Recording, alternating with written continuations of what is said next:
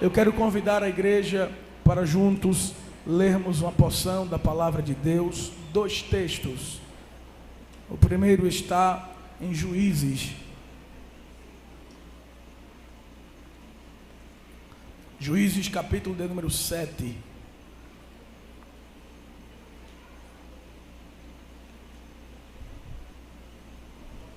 Versículo de número 10 ao verso de número 15. Quero me distanciar um pouco da leitura que foi feita pelo nosso evangelista e convidar os irmãos para Juízes capítulo 7, versículo de número 10 ao verso de número 15. Depois leremos Atos capítulo 2, versículo 17 e 18. Já deixe marcado aí, Juízes 7, 10 e Atos 2 e 17. Diz assim a palavra de Deus: E se ainda temes descer, desce tu e teu moço pura ao arraial, e ouvirás o que dizem, e então se esforçarão as tuas mãos, e descerás ao arraial. Então desceu ele com seu moço pura até o extremo das sentinelas que estavam no arraial. E os midianitas e amalequitas e todos os filhos do Oriente jaziam no vale como gafanhotos em multidão, e eram inumeráveis os seus camelos como a areia que há na praia do mar em multidão. Chegando, pois, Gideão, eis que estava contando um homem ao seu companheiro um sonho, e dizia: Eis que um sonho sonhei. Eis que um pão de cevada torrado rodava pelo arraial dos midianitas, e chegava até as tendas, e as feriu, e caíram, e as transtornou de cima para baixo, e ficaram abatidas. E respondeu o seu companheiro e disse: Não é isto outra coisa, senão a espada de Gideão, filho de Joás, varão israelita. Deus tem dado a sua mão aos midianitas e a todo este arraial. E sucedeu que, ouvindo Gideão a narração deste sonho e a sua explicação, adorou e tornou ao arraial de Israel e disse: Levantai-vos, porque o Senhor tem dado o arraial dos midianitas em vossas mãos. Quem diz amém por isso? Diga assim comigo: e eis que um pão de cevada torrado rodava pelo arraial. Atos capítulo de número 2. Abra sua Bíblia, por favor. Atos capítulo 2.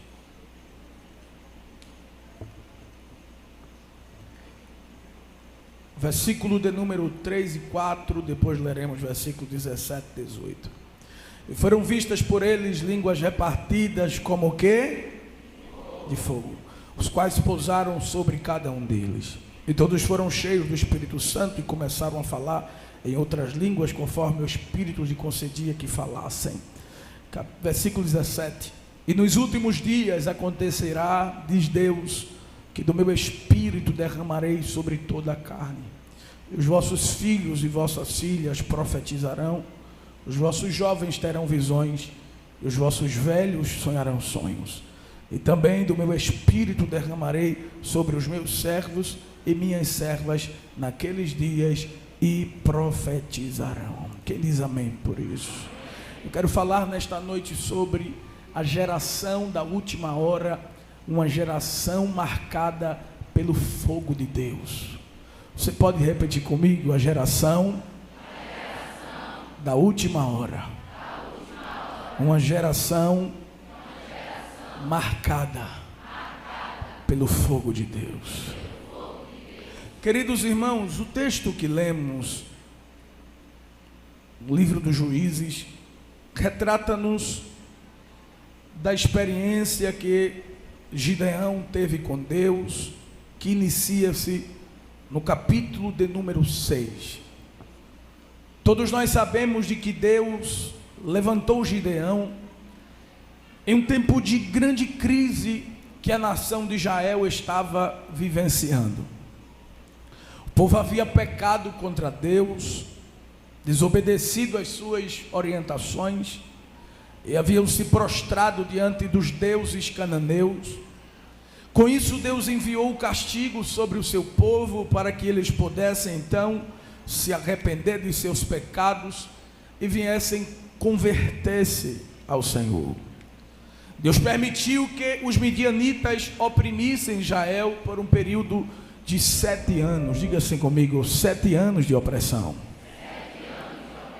E isso acontece por causa da desobediência do povo. Se você puder manter a sua Bíblia aberta, Juízes capítulo 6, versículo 1, diz assim a palavra de Deus: porém os filhos de Israel fizeram o quê? O que parecia mal aos olhos do Senhor, e o Senhor os deu na mão dos midianitas por quanto tempo? Por 7 anos. Queridos, os midianitas destruíram com a economia de Israel. Israel então foi levado à pobreza extrema, até que eles clamaram ao Senhor. Capítulo 6, versículo de número 3, diz assim a palavra de Deus: porque sucedia que, semeando Israel, subiam os midianitas e os amalequitas, e também os do oriente contra eles subiam, e punham-se contra eles em campo, e destruíam a novidade da terra, até chegarem a Gaza, e não deixavam mantimento em Israel, nem orvalhos, nem bois, nem jumentos, porque subiam com seus gados e tendas, vinham como gafanhotos em tanta multidão, que não se podiam contar, nem a eles, nem os seus camelos, e entravam na terra para destruir. Versículo 6: assim Israel empobreceu muito pela presença dos midianitas. Então os filhos de Israel clamaram a quem? Ao Senhor. Olhe para cá, por favor. A era dos juízes é marcada por uma constante oscilação da nação de Israel. O povo peca, Deus castiga o povo. Após o castigo, o povo se arrepende dos pecados, clama a Deus, Deus levanta um libertador, esse libertador liberta o povo fica crente, mas após a morte do homem que Deus levantou, o povo volta ao pecado novamente. E se você estudar o livro dos Juízes, você vai ver esse ciclo vicioso, isso acontecendo por diversas vezes dentro da história de Israel. Do capítulo 1 até o capítulo de número 5, a gente já viu isso acontecer. E no capítulo 6, aqui está acontecendo mais uma vez. Israel agora está debaixo da opressão dos midianitas, mas eles clamam a Deus, para que Deus enviasse sobre eles um libertador, para os livrar da opressão dos midianitas. Então, Deus decide levantar um libertador, e este homem é chamado de Gideão. Veja o que diz o capítulo de número 6 e o versículo de número 11, que passarei a ler. Então o anjo do Senhor veio e assentou-se debaixo do carvalho que está em Ofra, que pertencia a Joás Abiezrita. E Gideão, seu filho, estava malhando trigo no lagar para o salvar dos midianitas.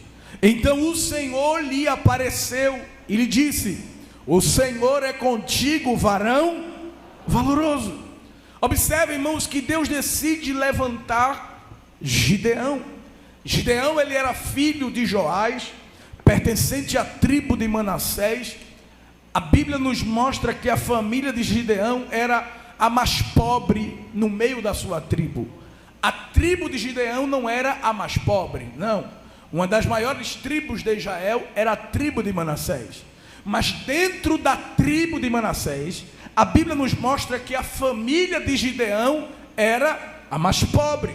E dentro daquela família pobre, Gideão era o que menos se destacava, era o que menos tinha um perfil de liderança, era alguém improvável Alguém que ninguém imaginaria que Deus escolhia, ou que Deus escolheria. Mas geralmente as escolhas de Deus são assim. Deus vai na contramão da lógica. Deus escolhe quem ninguém escolheria. Porque o padrão da escolha de Deus é diferente do padrão da escolha do homem. Geralmente o homem escolhe aquilo que agrada aos seus olhos. Geralmente Deus escolhe aquilo que confunde a visão e a perspectiva do homem. Porque ele disse, através de Paulo escrevendo aos Coríntios, porque Deus escolheu as coisas loucas deste mundo para confundir as sábias.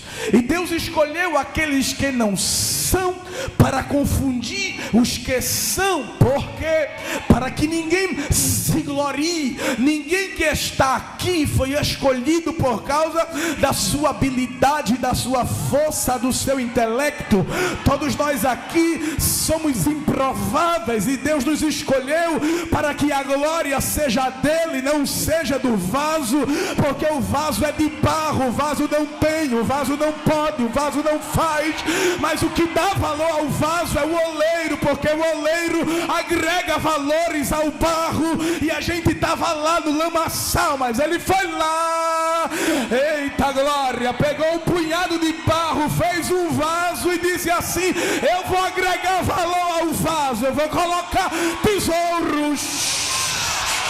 Levanta a tua mão, os vasos de barro, deixa eu ver, que tem tesouros dentro de si, porque é Deus que agrega valores àquele que Ele chama. Porque somente o oleiro sabe agregar valor ao barro e aos seus vasos. Então Deus decide levantar Gideão. Quem escolheria Gideão? Deus olhou do céu e viu a terra. Quando ele olha para a terra, ele vê a terra de Israel. Quando ele vê a terra de Israel, ele vê as tribos de Israel. E dentro das tribos ele vê a tribo de Manassés.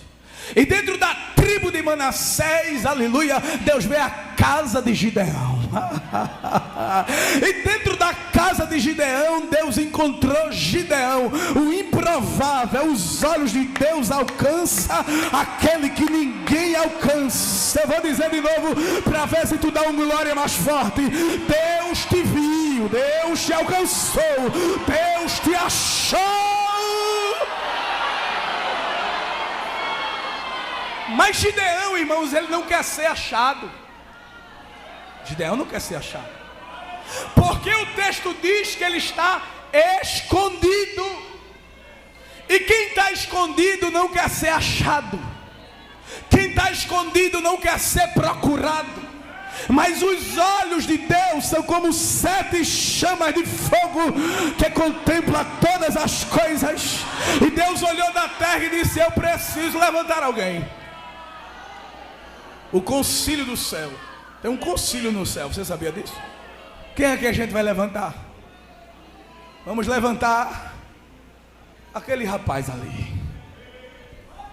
Está malhando trigo no lagar. Aí o anjo do Senhor desce. O anjo aqui é com A maiúsculo, é uma teofania, uma aparição de Deus no Antigo Testamento. Aí Deus desce do céu para um lagar.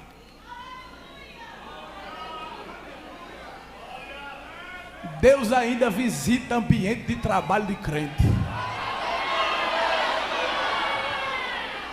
E Gideão está malhando o trigo. O que é malhar o trigo? Malhar o trigo é o processo de debulha. O que é isso, irmão Agnes? É quando o agricultor ele pegava um molho de trigo e fazia o processo de debulha, a separação da palha e do grão. Agora, o processo de malhar o trigo geralmente era feito em uma eira. O que é uma eira? A eira é um campo aberto, geralmente em um outeiro. O que é um outeiro? Um monte não muito alto. Um campo aberto em um monte não muito alto se fazia o processo de debulha. O agricultor tinha as ferramentas corretas para se usar no processo de separação do trigo trigo e da sua palha. E o que é que acontece? Ele pegava uma espécie de garfo, parecido com a pá longa, né? E ele lançava para cima, o vento soprava, a palha voava e o trigo caía. Mas a Bíblia diz que ele está dentro de um lagar malhando trigo. Irmãos, malhar trigo dentro do lagar não era o correto, não era o ideal, porque o lagar era um tanque, era um ambiente de prensar ou de pisar uvas. E o lagar era um lugar muito apertado, muito estreito. Nos dias de Gideão, os lagares eram feitos em rochas, geralmente mediam 2 metros de comprimento por 1,5 metros de largura. Muito provável Gideão está usando uma espécie de vara flexível chamada de mangual. O que era o mangual? Era uma espécie de vara mole que ele batia no molho de trigo para fazer o processo de debulha de forma mais precisa, através do impacto. Porque o lugar apertado, o lugar estreito, não era esse lugar para se malhar o trigo, e a quantidade de trigo que ele tem é pequena. Aí Deus disse: ele está no estreito, ele está no aperto, mas ainda trabalha. Ele está no quadrado, mas ainda trabalha. Aí Deus disse assim: eu vou descer lá no quadrado para tirar ele de lá. Porque todos que Deus chama passará pelo quadrado. Não, você não entendeu. Todos que Deus chama passa pelo quadrado. Lagar é o quadrado de Deus. É o lugar apertado. E Deus, sempre que quer usar alguém, Ele leva ele para o quadrado.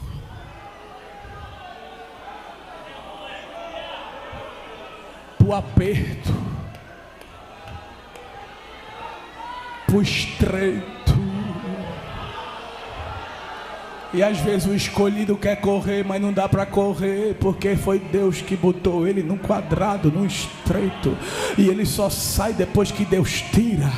Mas prepara teus pés, que teus pés vai pisar na eira de novo. Vai.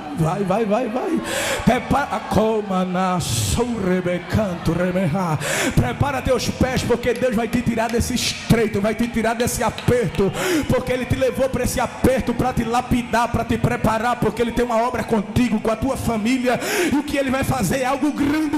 Mas por enquanto passa, suporta o processo, suporta, vai passando, porque Deus está te preparando para algo lá na frente, e Ele vai te usar nessa geração. Diz a palavra de Deus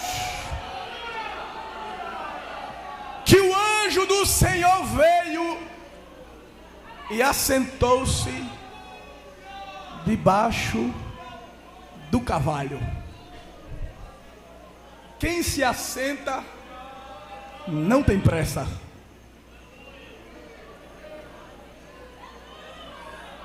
Quem tem pressa fica em pé. Mas quem se assenta vem sem pressa. Aí o Senhor desceu e sentou. Se eu vou observar ele trabalhando,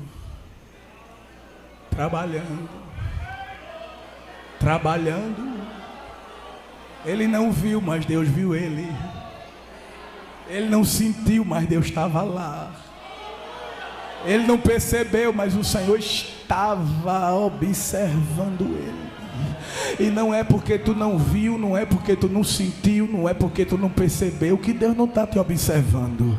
E aqui está a primeira verdade sobre o lagar, sobre o lugar estreito. É que lagar é lugar de Deus nos observar. Deus põe seus escolhidos no estreito e fica observando como é que ele reage.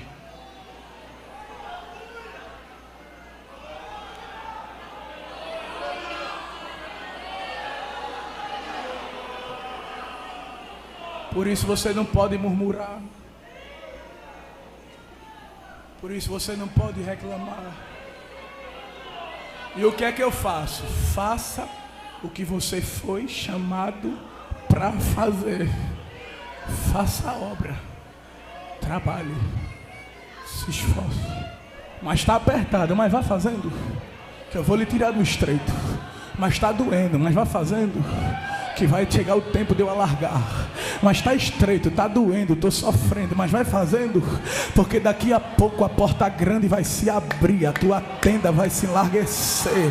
Mas vai passando. Porque os olhos de Deus estão te observando. Alguém chegou aqui pensando que Deus não está vendo a dor, a angústia, a tristeza, o processo, a tentação, o sofrimento. Está tão difícil para ti, adolescente. Está tão difícil para ti, jovem. Está tão difícil para ti, homem de Deus, mulher de Deus, obreiro, que parece que Deus não está vendo, mas Deus te trouxe aqui nesse congresso para te dizer: eu te botei no estreito, mas os meus olhos estão te acompanhando. Eu estou bem pertinho de ti. Eu estou vendo tudo.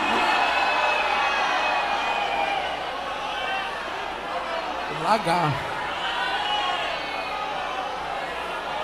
é lugar de Deus nos observar. Alarga. Alô, beremintre, a sérgia. Alorgia, comantoria, revorgia. A minha graça te basta, diz o Senhor. A minha graça te basta. Receba a glória de Deus. Já está sentindo a glória aqui? Está sentindo? Abre a sua boca, abra. Abre a boca, porque está descendo unção. Está descendo graça para tu suportar o processo. É um processo. Não vai ser para sempre. Vai passar. Deus desceu no lagar para te tirar desse estreito. Mas suporta.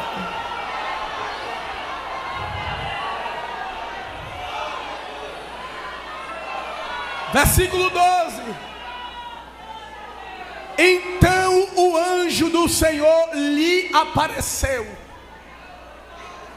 Lagar. O lugar estreito. O lugar apertado. Olha para cá. É lugar de Deus se revelar.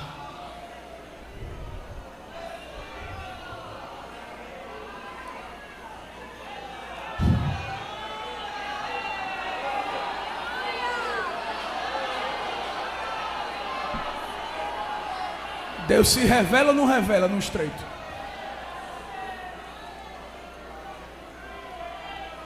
Deus aparece ou não aparece? Quando o negócio está difícil. Tu tem tido experiência. Que Deus tem aparecido para ti. Nesse aperto. Nesse estreito. Então o anjo do Senhor lhe apareceu e lhe disse: o Senhor é contigo. Terceira verdade sobre o lagar. No lagar eu descubro que Deus é comigo.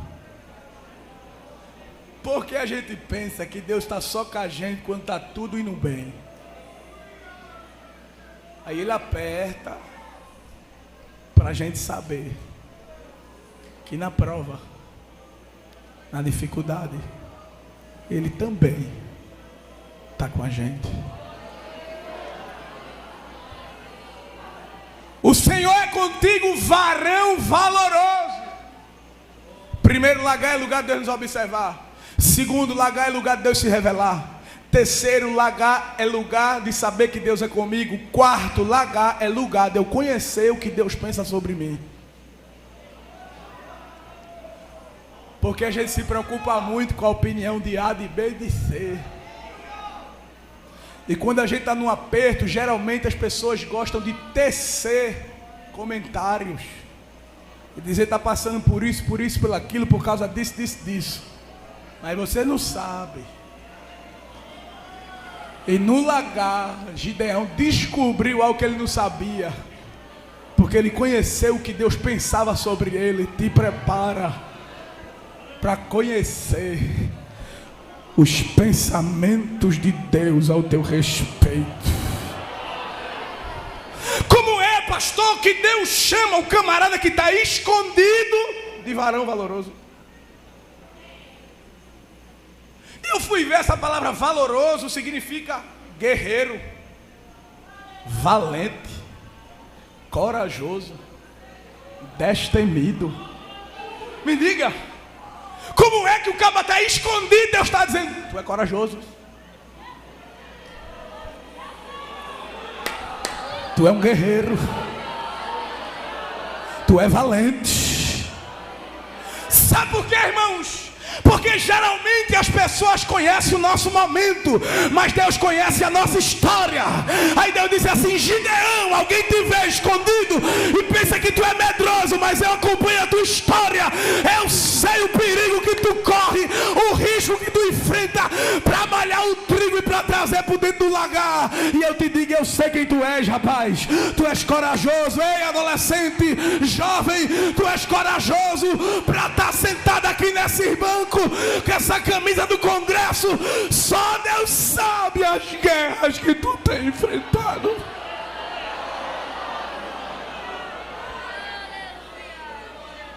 E alguém diz assim: é fraquinho. Achei.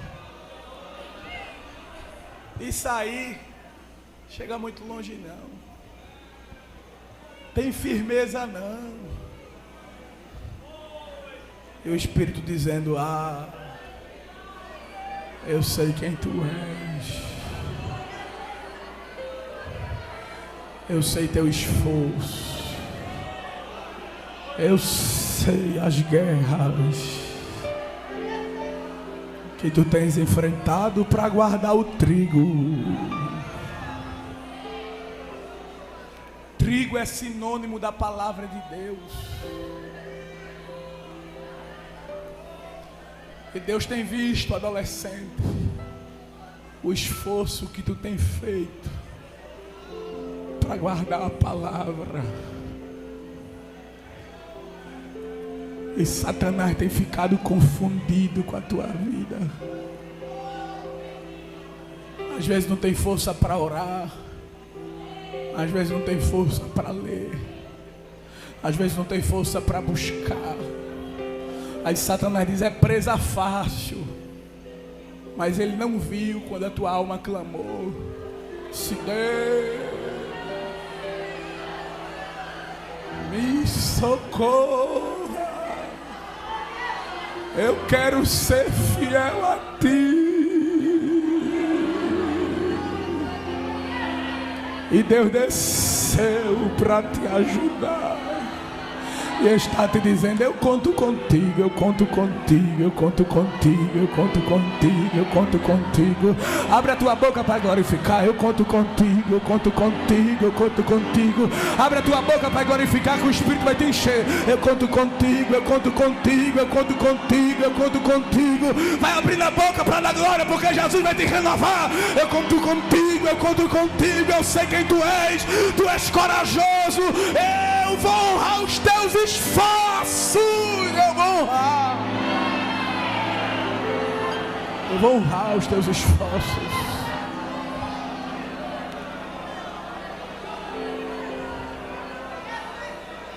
O Senhor é contigo, varão valoroso.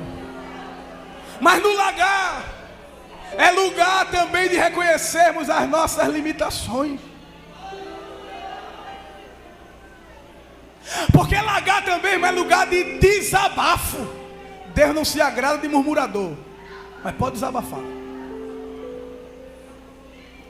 Murmurar não, mas dizer onde está doendo. Quando Deus diz assim: o Senhor é contigo, Ele diz comigo. Uma prova dessa, uma luta dessa. Cadê as promessas que meus pais falaram? Cadê o Deus de Israel que libertou o povo da mão do Egito? E a gente está aqui pagando preço. Lagar é lugar de desabafar. Diz para Deus onde está doendo. Pede socorro a Ele. Porque no lagar Ele te escuta. Ele para ouvir a tua dor. Como é que o Senhor é comigo? Uma luta dessa, uma prova dessa. O texto diz assim, irmãos, que o Senhor olhou para ele e disse assim para ele: vai nessa tua força.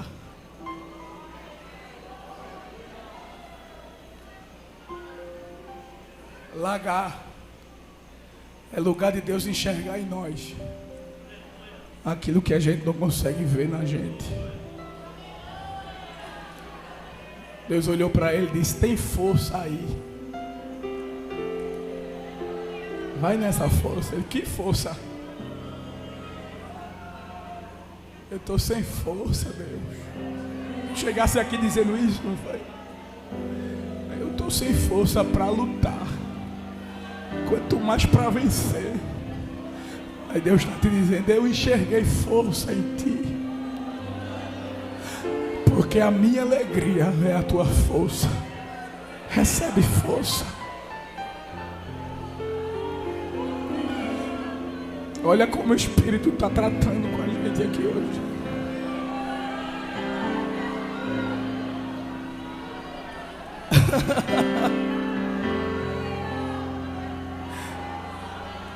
Sente esse abraço de Deus.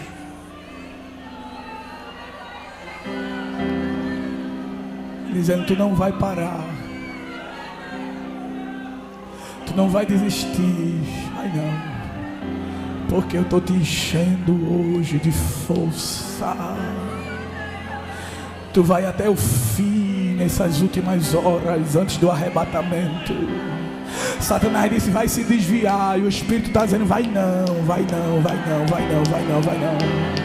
Tu disse: Senhor, estou sem força. Se tu não chegar, não sei o que vai ser de mim. E Ele está te dizendo: eu cheguei, eu vou te revestir de força.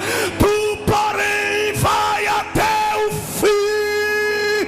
Tu não vai parar. Tu não vai parar, porque eu estou te dando força hoje.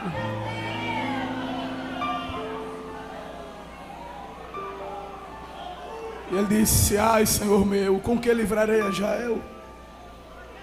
A minha família é a mais pobre, e é o menor da casa de meu pai.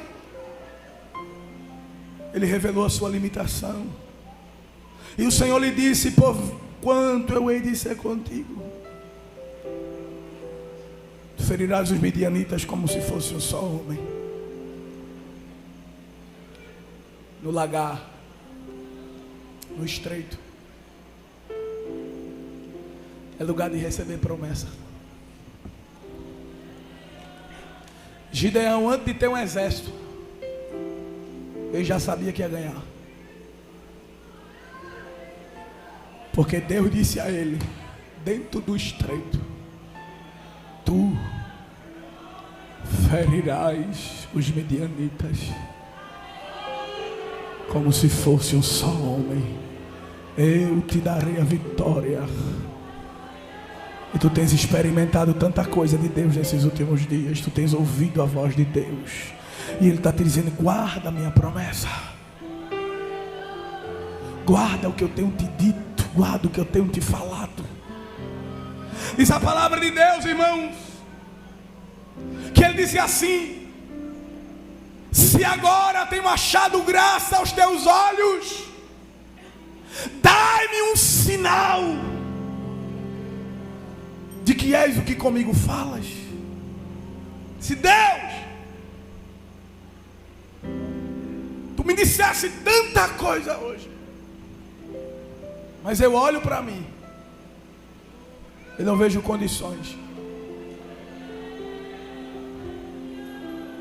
de exercer o que tu tens me dito.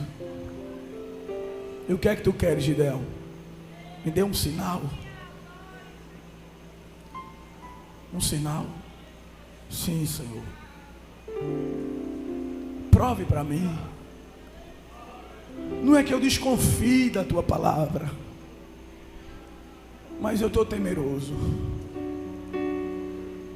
Não é que eu tenha dúvida de que tu és fiel, mas é que a minha limitação é muito grande.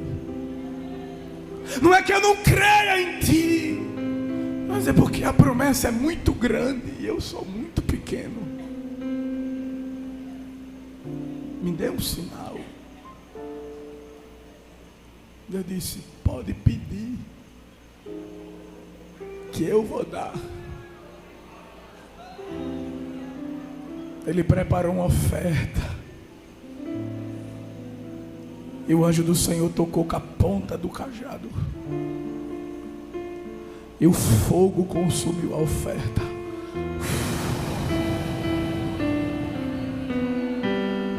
Deus vai sinalizar com fogo.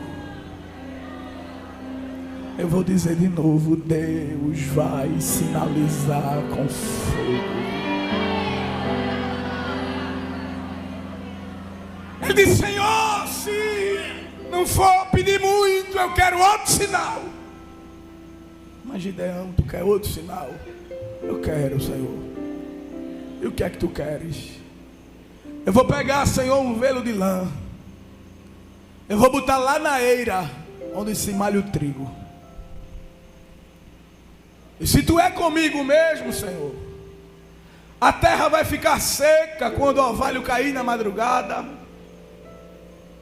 e o velo vai ficar molhado. Tu vai fazer chuviscar só no velo. Deus disse: fechado. Vai dormir, que enquanto tu dorme, na madrugada eu trabalho.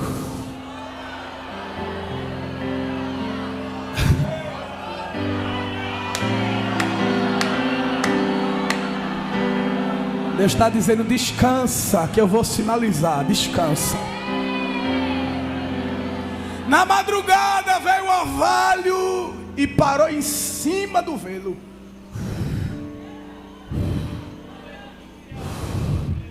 E o texto diz assim: que de manhã, muito cedo, Gideão se levantou. Tem gente aqui que está com pressa de ouvir uma resposta de Deus. E Deus está lhe dizendo: eu vou lhe responder, porque eu sou fiel. Quando ele chega na eira, ele pegou o velo, irmão, molhado, e ele encheu uma taça. Te prepara. Deus vai botar o sinal nas tuas mãos. Tu crê nisso? Que Deus vai botar o sinal na palma da tua mão, que Ele é contigo. Ele disse: olha, Senhor, não fique com raiva de mim não, eu quero outro. Eita, homem insistente. Eu quero que tu queres, Gideão. Olha, Senhor, se o Senhor é comigo mesmo, agora eu quero ao contrário. O velo seco e a terra molhada. Jeová é especialista em molhar a terra seca. Hoje Ele vai te molhar. Na madrugada o orvalho caiu e o céu disse assim: no velo não, só ao redor. Que alguém não entende, mas eu estou dando uma resposta para o meu servo.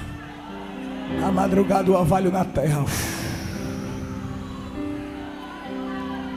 e o velo seco.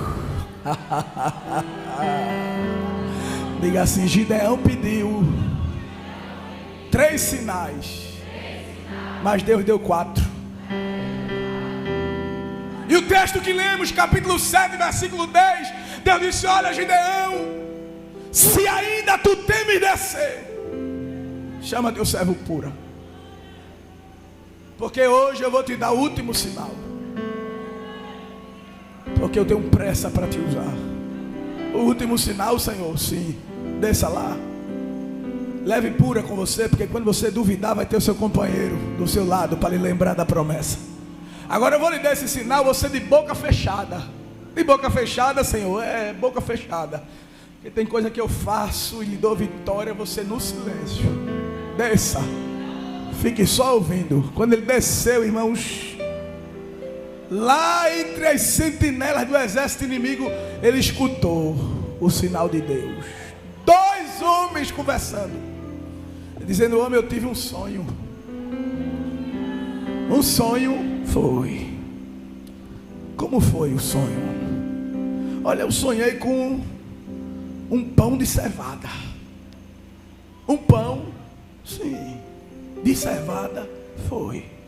Haviam 2 cereais principais em Israel: a cevada e o trigo. O trigo estava menos acessível, somente quem tinha mais condições tinha o trigo. A cevada era pão de pobre. Lembra do jovem com 5 pães e 2 peixinhos? Cevada, pão de pobre. Quem era pobre? Gideão. Quem era o pão? Gideão. O pão de cevada era Gideão. E o homem disse assim: eu sonhei com um pão de cevada. Ele passava aqui no arraial, derrubando o acampamento. Aí quando Jeová, irmão, está no negócio, ele dá interpretação até quem não é crente. Porque ele não está dando interpretação por causa dele, não é por causa do outro que está ouvindo. Ou tu acha que Deus deu sonho a Faraó por causa de Faraó? Deus deu sonho a Faraó por causa de José, rapaz. Ou tu acha que Deus deu revelação a Nabucodonosor por causa de Nabucodonosor? Deus deu revelação a Nabucodonosor por causa de Daniel. Aí já vai dizer: eu vou dar o sonho a você, vou dar a interpretação ao outro. Tem nada a ver com vocês, tem a ver com Gideão.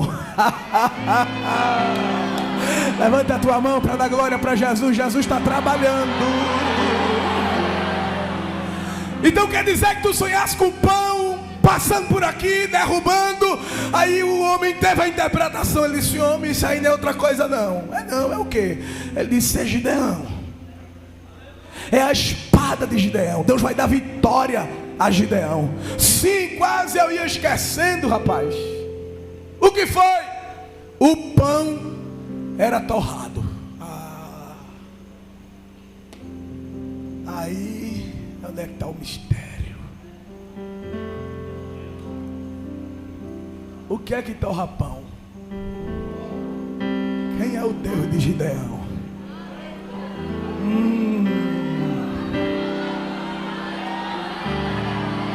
Hoje o pão vai sair daqui torrado. Ninguém vai sair cru daqui. Vai não, vai não, vai não. Tu não é Efraim, bolo torrado de um lado só. É não, é não, é não, é não. Tu vai sair hoje daqui torrado, porque essa geração é a geração da última hora, marcada pelo fogo de Deus. Aleluia, aleluia. Se fosse só o pão, Gideão tinha perdido. Mas o segredo não estava no pão, o segredo estava na torra do pão. Era Deus dizendo assim: eu marquei Gideão com a minha presença, eu serei com ele, eu darei vitória a Gideão. Levanta a tua mão, dá um brado de glória para Jesus. Ele está dizendo para nós nesta noite: eu vou usar essa geração nesses últimos dias. Mas para que essa geração seja usada, é preciso carregar a minha marca, a minha presença. E uma das características da geração do último dia é uma geração marcada pelo Espírito de Deus. Atos capítulo de número 2, versículo de número, aleluia, 17. E nos últimos dias acontecerá, diz Deus, que do meu Espírito derramarei sobre toda a carne, e os vossos filhos e vossas filhas profetizarão, os vossos jovens terão visões, os vossos velhos sonharão, e também derramarei do meu Espírito sobre os seus servos e sobre as minhas servas naqueles dias, e profetizarão.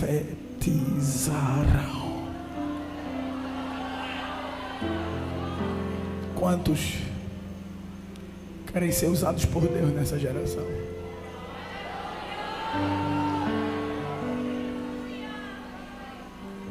Mas para isso é preciso ter experiências com Deus. E Deus vai marcar você hoje com uma experiência profunda com Ele. Deus não quer usar uma geração de adolescente cru. Deus não quer usar uma geração de jovem cru, crente cru. Não. Deus quer usar uma geração que tenha experiências com o fogo do seu espírito para incendiar outras vidas. Estamos em uma batalha, irmãos, espiritual. Satanás com seus demônios está cada dia mais insistindo para destruir as nossas crianças, os nossos adolescentes, os nossos jovens. E nós só iremos vencer essa batalha se tivermos as armas do Espírito. Só iremos vencer essa batalha se o Senhor nos revestir. E quanto mais apertado, mais Deus vai se revelar, porque a coisa está estreitando, o fim dos tempos está chegando, a perseguição está aumentando, muitos crentes estão esfriando, aleluia, e por se multiplicar a iniquidade, o amor de muitos esfriará.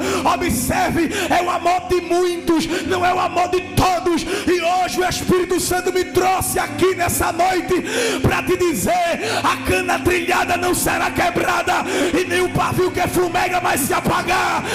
Hoje eu vou te acender, hoje eu vou te aquecer, hoje eu vou te marcar com o fogo do meu Espírito. Hoje fica de pé.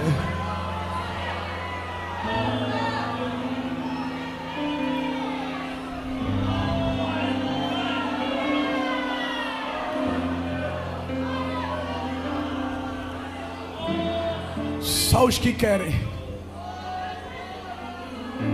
ser marcados pela presença de Deus, sai do seu lugar agora e vem aqui à frente.